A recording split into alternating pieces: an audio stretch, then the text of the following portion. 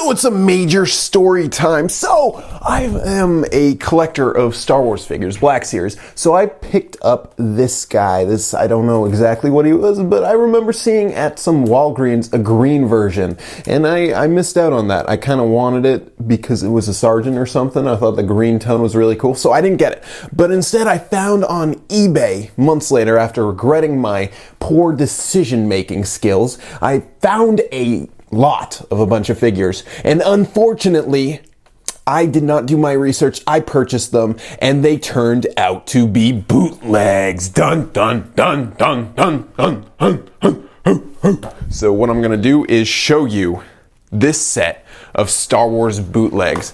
It's the weirdest pack of figures.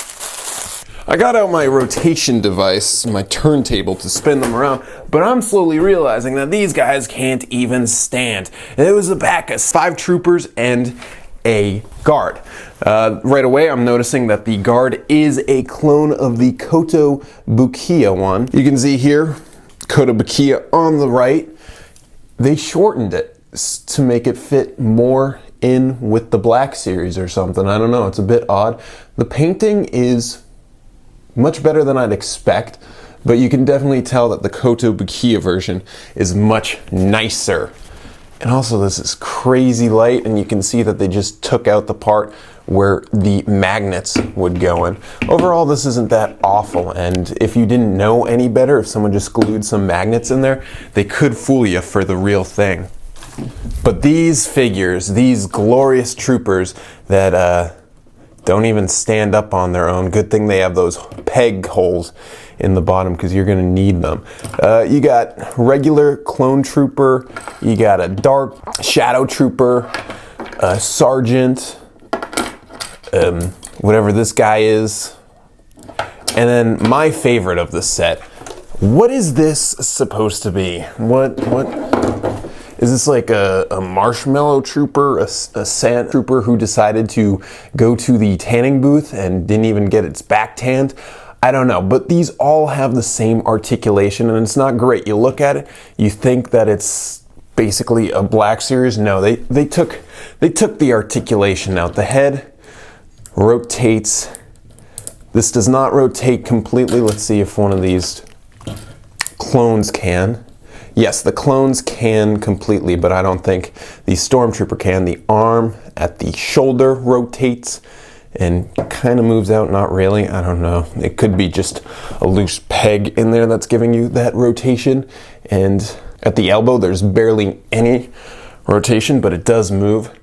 Nothing at the wrist. Then the legs move up that much, back that much, and you can see at the knee there is a bend, and that is it. That's a pretty poor level of articulation.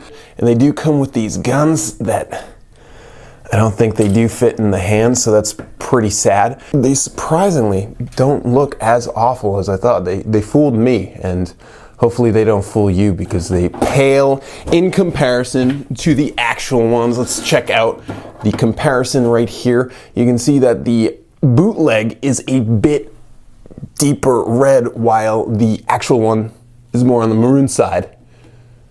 Personally, I like the bootleg's tone. Reminds me of the Clone Wars series, while this reminds me of the films, the real one. And then let's compare the Stormtrooper, and you can see that they just did not want to do the detail paint. They were just like, oh, let's do some. But they did do some on the mask, so I don't know what's going on there. Overall, am I disappointed? Yes, I am, because I really want this guy. In Vintage Bootleg, he's missing a shoulder pad, so I don't know. This is a bit of a botch on my part. I should have known that they'd be bootlegs. You know, seeing this guy, I should have just been like, whoa, that's a bootleg. There's no actual figure that looks like that, but whatever. We all make mistakes. This was my biggest mistake ever.